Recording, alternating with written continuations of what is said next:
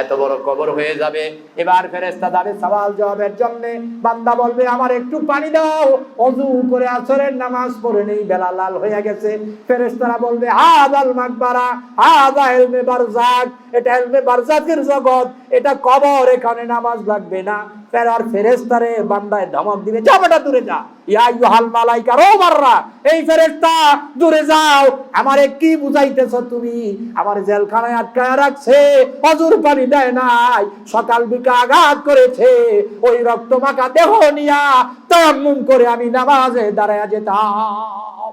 কোরআনের গান দিয়ে হাদিসের আলোকে সত্য পথে যেন থাকি অবিচল, তোমার ছায়া তলে করগো কবুল প্রভু, তোমারে অধম বান্দাকে।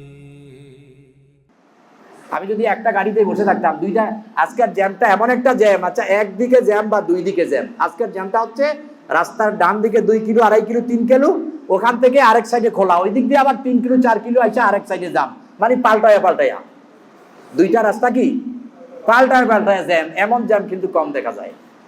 তাইলে যদি গাড়িতে বসে থাকতাম, চেষ্টা না করতাম, তাহলে হয়তো ফোন করে বলতাম যে এই মুয়াজ্জিন সাহেব বা সম্মানিত কেশিয়ার সাহেব, আমি তো আসতে পারবো না, নামাজটা ইমাম সাহেব পড়াবে, এই তো ছিল নাকি। কিন্তু বসে না থেকে চেষ্টা করাতে পৌঁছাইছে কে? তাহলে জান্নাতে যাওয়ার চেষ্টা করলে পৌঁছাইবে কে? মাত্র 2টা কাজ করলে আপনি জান্নাতে যেতে পারবেন, কিন্তু আমরা করি না। কয়টা কাজ? 2টা কাজ করলে আপনি জান্নাতে যেতে পারবেন, আর না হয় একটা, আরো সহজ করে দিলাম, মাত্র একটা। কয়টা কাজ? একটা। আল্লাহর কসম, এই মিম্বরে বসে বলছি, এখানে বসে কথা বললে আল্লাহ রেকর্ড করতেছেন, এখানে বসে দোয়া করলে আল্লাহ দোয়া কবুল করেন। 2 সেজদার মাঝে, 2 খুতবার মাঝে মিম্বরে বসে এই কথাগুলো আল্লাহ তাআলা কবুল করেন, এগুলো দোয়া কবুলের জায়গা। আল্লাহর কসম, একটা কথা মানলে আপনি জান্নাতি। কয়টা? একটা। যদি জান্নাতে না যান, আমার বিরুদ্ধে বিচার দায়ের করবেন আল্লাহর কাছে, যে হুজুর খতিব সাহেব বাটপারি করছে, বিচার করেন আগে। একটা কথা মানলেই জান্নাতে যাবেন। কয়টা মানবেন? দেখি কারা কারা রাজি আছেন অন্তর থেকে, একেবারে আল্লাহর কসম অন্তর দিয়া, যে একটা কথা মানবো। আল্লাহু আকবার, আল্লাহু আকবার। আল্লাহ কবুল করেন, বলি আমিন। মাত্র একটা কথা, এই কথাটা হচ্ছে যে ও আল্লাহ, আপনি যাই বলছেন তাই মানবো। ও আল্লাহ, আপনি যাই বলছেন তাই মানবো, আপনার কোনো আদেশ আমি ফেলে দেব না, আপনি আমারে যা বলছেন আমি তাই মানবো। আপনি জান্নাতি। আল্লাহ কি সবচেয়ে বড় ন্যায় বিচারক? কে? আওয়াজ দিয়া বলেন, কে? সবচাইতে বেশি কথা দিয়ে কথা রাখে তিনি কে? তাহলে আল্লাহ তো কথা দিয়েছেন যে আমি বান্দাকে জান্নাত দেবই দেব যদি বান্দা আমার নাফরমানি না করে। তাহলে আপনি শুধু একটা কথা মানেন, আমার এই একটা কথা শুধু মেনে নেন, যে আল্লাহ আপনি যা বলছেন তা মানবো, আপনি যা বলছেন তা। দেখি একটা মুসল্লি, একটা আলেম হন বা নন আলেম হন, দাঁড়াই আমাকে বলেন, আপনি যদি শুধু এই কথাটা মেনে নেন যে আল্লাহ যা বলছে তা মানবো, তাহলে একটা গুনাহ করা সম্ভব হয় নাকি? একটা গুনাহ করাও কি সম্ভব হবে? শুধু একটা সিদ্ধান্ত আজকে নেন, দ্বীনকে সহজ করে বুঝার চেষ্টা করেন, দ্বীনকে অনেক অল্প কথায় সহজ করে বুঝার চেষ্টা করেন। শুধু একটা সিদ্ধান্ত নেন, আমার আল্লাহ আপনি যা বলছেন আমি তাই মানব। মানতে গিয়া কম হবে, ভুল হবে, মানতে গিয়া কম হবে, ভুল হবে, কিন্তু আল্লাহ তাআলা দেখেন কত মেহেরবান আল্লাহ। আচ্ছা, আপনার থেকে আমি 10,000 টাকা পাও না, আপনি আমার টাকা গুনতে গিয়ে 9টা দিছেন 1000 টাকার নোট, ইচ্ছা করে করেন নাই, ভুল গুনতে গিয়া ভুল হয় না? কয়টা দিছেন? 9টা। তাহলে আর 1000 আমি খুঁজবো না ছেড়ে দেব? আমি ওইটা বলবো ভাই একটা কম দিছেন, তা আপনি বলবেন ভাই নাই, তাহলে আরেকদিন দিয়েন, আর ভুল হলে এখন দেন, ঠিক না? আমাদের কি ভুলের মাফ হয়ে যায়? মাফ হয় না। অঙ্ক ভুল হয়েছে, 10টা অঙ্ক লিখছে এসএসসি পরীক্ষা, 10টা ভুল, এখন স্যার তো 10 করে 100 দিয়ে দিছে নাকি এক্সামিনার? ভুল মানে কি? ভুল, ক্যান্সেল। আল্লাহ এমন না। আল্লাহ আল্লাহ রাব্বুল আলামিন বলেন সূরা বাকারা 3য় পারা, রব্বানা লা তুআখিযনা ইন নাসিনা আও আখতানা। বান্দারে যদি আমারে মানো, মানতে গিয়া ভুল হবে, ভুলে যাবা। ও বান্দা আমারে মানতে গিয়া যেখানে ভুল হবে, যেখানে ভুলে যাবা, ভুলে গিয়ে ভুল করে যে অপরাধটা হয়ে যাবে রে বান্দা, ওই অপরাধটাকে মাফ করা তো অনেক পরের কথা। ওই অপরাধটা ফেরেশতাদেরকে আমি লিখতেই দেব না। লা তুআখিযনা, আমি নেব না বান্দা তোর থেকে, যেটা তুই ইন্নাসিনা আও আখতানা, যা ভুলে গিয়েছিলি আর ইচ্ছার বাহিরে ভুল করে ফেলেছ, যা আমি আল্লাহ কথা দিলাম ওই গুনাহ লিখতেই দেব না, ওইটা নেবই না, ওটা নট কাউন্ট, ওটা এমনি মাপ। তাহলে আল্লাহ কত মেহেরবান। এরপরে যদি আপনি জাহান্নামে যান, তাহলে আপনার আমার মতো কপাল পোড়া আর কে আছে? এরপরেও যদি জাহান্নামে যাওয়া লাগে, তাহলে কপাল পোড়া না? হ্যাঁ, আচ্ছা বলেন তো, আল্লাহ চায় কি বান্দা জান্নাতে যাক না জাহান্নামে? জান্নাতে। কিন্তু স্বাধীনতা দিয়ে রাখছে, বান্দা তুই যেই দিকে যাবি যা। তা আপনি শুধু একটা সিদ্ধান্ত আজকে নেন না, যে যতদিন বেঁচে থাকবো, ও আল্লাহ আপনার আদেশকে অমান্য করব না, আপনার কথার বাহিরে চলবো না। আপনি যাক আপনার কথার বাহিরে দেখবো না, আপনার ইচ্ছার বাহিরে চলবো না, আপনার নির্দেশের বাহিরে খাবো না, উপার্জন করব না, ব্যয় করব না, সময় নষ্ট করব না। আল্লাহ আপনার দেওয়া সবকিছু আমার কাছে আমানত। আমার এই দেহ, আমার এই চোখ, আমার এই জ্ঞান, আমার এই শক্তি, আমার এই সম্পদ, আমার এই ক্ষমতা, আমার এই ইজ্জত, আমার এই মিম্বর, আমার এই ইমাম, আমার এই মসজিদের মুসাল্লা, ও আল্লাহ আমার সন্তান, আমার স্ত্রী, যা কিছু আছে একটার মালিকও আমি না। সবকিছু আপনার দেওয়া আমানত, সবকিছু আপনার দেওয়া আমানত। আমি যেন একটা আমানতেরও খেয়ানত না করি। আপনি জান্নাতি, শুধু জান্নাতি না, মৃত্যুর আগেই আপনি জান্নাতের সার্টিফিকেট পাবেন, মৃত্যুর আগেই আপনি জান্নাতের লক্ষণ পাবেন, মৃত্যুর আগে আপনি আপনার নাকের ডগায় জান্নাতের খুশবু পাবেন। একটা জান্নাতি মরার পরে বুঝে না সে জান্নাতে যাবে না জাহান্নামে, এটা মরার আগে বুঝে। মরার কি আগে বুঝে। কারণ আজরাইল যখন আপনার কাছে আসবে, তখন আজরাইল সাল্লাম আসার সময় আল্লাহ তাআলা বলবেন, হে আজরাইল, আমার বান্দার কাছে যাচ্ছ, দাঁড়াও দাঁড়াও, তোমার যাওয়ার সময় হওয়ার আগে আমি আল্লাহর কাজগুলা কমপ্লিট করে নেই। আমার বান্দা তো নেককার, আমার বান্দা তো দিনদার, আমার বান্দা তো আমার কৃতজ্ঞ বান্দা, আমার অনুগত বান্দা, আমার বান্দার প্রতি আমি সন্তুষ্ট।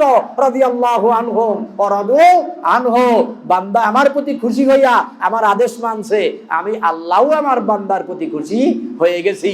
অতএব তুমি যাওয়ার আগে, আমার বান্দার বিদায়ের আগে, আমার বান্দা তো বুঝতে হবে সে জান্নাতি, তার ঘরটারে একটা জান্নাতের পরিবেশ বানায় দেই। আল্লাহ একদল ফেরেশতা পাঠাবে, নুজুলাম মিন মালাইকা মির রাহমা ওয়াল ওয়ারজুজানুল ফারাশান ওয়া রিয়াহাল ফিল জান্নাহ। আল্লাহ একদল ফেরেশতা পাঠাবে জান্নাতের খুশবু দিয়া, জান্নাতের ফরাশ দিয়া, জান্নাতের ফুল দিয়া, আতর দিয়া, বলবে যাও ওই বান্দার ঘরের মধ্যে ছিটায়া ছিটায়া দাও। বান্দা মৃত্যুর আগেই দেখো তার ভাঙা ঘরটা, তার পুরনো ঘরটা, তার গন্ধওয়ালা ঘরটা আমি আল্লাহ জান্নাতি আয়েশে, জান্নাতি খুশবুতে, জান্নাতি বিছানায় রূপান্তরিত করে দিয়েছি। আর আমার বান্দাকে সালাম জানাও, আর আমার বান্দাকে জানায়া দাও লিমান খাশিয়া রব্বা। রব জানাইছে, তার কোনো ভয় নাই, তার রব জানাইছে, তার কোনো ভয় নাই, ভীতি নাই, চিন্তা নাই। এবার বান্দা খালি ডানে তাকায়, বামে তাকায়, তাকায় দেখে কত সুন্দর ফুল, কত সুন্দর বিছানা, কত সুন্দর সুগ্রাম। আব্দুল্লাহ সাল্লাম আসে, আসার পরে সালাম দিয়ে শিওরের পার্শ্বে বসে। আব্দুল্লাহ সাল্লাম সালাম দিয়ে শিওরের পার্শ্বে বসে, বান্দা মুস্কি মুস্কি হাসি। আল্লাহ কয়, আজরাইল, আমার বান্দার রুহে হাত দিস না, যাওয়ার সময় তুমি জান্নাত থেকে রেশমি কাপড় নিয়া, রুমাল নিয়া, আর সুগন্ধি নিয়া আমার বান্দার নাকের সামনে ধরবা, বুকে হাত দিও না, নাকের সামনে ধরলে দেখবা রুহ চলে আসবে। সাবধান, তোমার এই ওজনের হাত দিয়া আমার জান্নাতি বান্দাকে টাচ করে কষ্ট দিও না। আজরাইল সাল্লাম বান্দার কাছে আসবে, জান্নাত সালাম দিয়ে বসবে, বান্দা মুস্কি মুস্কি হাসবে, জান্নাতি রুমালটা নাকের সামনে ধরবে, বান্দা মুস্কাইয়া হাসবে আর এদিক সেদিক তাকাবে, রূহ বের হবে না। আজরাইল বলবে আল্লাহ, ইয়াকুলুল মালাইকাতুল মাউত ইয়া রাব্বি মা তাবাররার রূহ ইয়াতি ফিল ইয়াদ, ও আল্লাহ বান্দার রূহ আসে না, আমার হাত দেই। আল্লাহ কয় না, আমার বান্দাকে জান্নাতের দাওয়াত দাও, কোরআন তিলাওয়াত করে শোনাও। আমার বান্দা কোরআনের পাগল ছিল, কোরআন দিয়ে জীবন চালাতো, কোরআন তিলাওয়াত করো, জান্নাতের দাওয়াত দাও, দেহ রূহটা চলে আসবে। আলহামদুলিল্লাহ, আজরাইল এবার কোরআন তিলাওয়াত করে আপনাকে শোনাবে। ইয়া আইয়াতুহান নাফসুল মুতমাইন্না ইরজিই ইলা রাব্বিকি রাদিয়াতাম মারদিয়া ফাদখুলি ফি ইবাদি ওয়াদখুলি জান্নাতি। আজরাইল বলবে, ও প্রশান্ত আত্মা, ও আল্লাহর অনুগত আত্মা, ও আল্লাহর কৃতজ্ঞ বান্দার আত্মা, আল্লাহর আদেশ সারা জীবন চালাও নাই। যেখানে আল্লাহর আদেশ সেখানেই তুমি, যেখানে আল্লাহর আদেশ সেখানেই তুমি, যেখানেই কোরআন সেখানেই তুমি, যেখানে নবীর আদর্শ সেখানেই ছিলে তুমি। অতএব আল্লাহ তোমাকে প্রশান্ত আত্মা বলেছে। আল্লাহ বলেছে ফিরে চলতে তোমার পুরান বাড়িতে, ওই বাড়িতে যেই বাড়ি থেকে তোমার বাবারে আল্লাহ দুনিয়াতে পাঠাইছে। ওইটা কোন বাড়ি? ওটা কোন বাড়ি? আপনার আমার বাবারে আল্লাহ কোন বাড়ি থেকে দুনিয়াতে পাঠাইছে?